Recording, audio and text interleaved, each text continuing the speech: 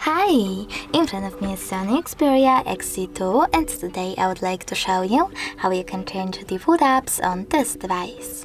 First of all, go into Play Store and download your new food app. In my case, it will be Opera Mini browser.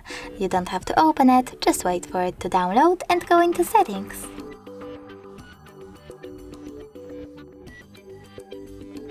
Now go into Settings, choose Apps and Notifications and tap on the food apps. Over here, pick one of those sections. I want to change my browser, so I will go with Browser app, choose Opera Mini and go back. And now as you can see, my food app has changed.